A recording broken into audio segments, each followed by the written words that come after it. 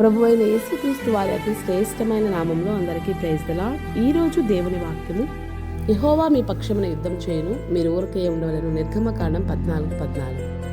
ఈ సందర్భం పరిశుద్ధ గ్రంథంలో మనం గమనిస్తే, ఐగుప్తు యొక్క దాసత్వం నుంచి ఇశ్రాయేలు ప్రజలు విడిపించబడి మోషే గారి యొక్క ఆధ్వర్యంలో వారు అక్కడి నుంచి బయలుదేరి కనానుకు బయలుదేరినప్పుడు తిరిగి ఫరో తన మనస్సు మార్చుకొని వెంబడిస్తాడు. ఆ సమయంలో ఇశ్రాయేలు ప్రజలు ఎంతో భయముతో మోషే గారితో పలికిన మాటలకు మోషే గారు ఇస్తున్న సమాధానం, మీరు ఊరికే ఉండండి, దేవుడు మీ పక్షాన కార్యం చేస్తాడు. ఆ సందర్భంలో జరిగిన విషయం ఏంటంటే, ఎర్ర సముద్రం పాయలవ్వడం, ఇశ్రాయేలు ప్రజలు 6 నెలలు నడవడం, అదే ఎర్ర సముద్రంలోకి ఫరో సైన్యం రావడం, తిరిగి మోషే తన చేయి చాచినప్పుడు ఆ ఎర్ర సముద్రంలో వారందరూ నశించిపోవడం, వారి కళ్ళ ఎదుటి శత్రువు కంటికి కనిపించకుండా అయిపోయాడు. ఎప్పుడు వారి మోషే మాటకు లోబడినప్పుడు. అవునండి, మన జీవితంలో కూడా మన ఎదుటిన్న సమస్యను చూసి భయపడుతున్నావేమో.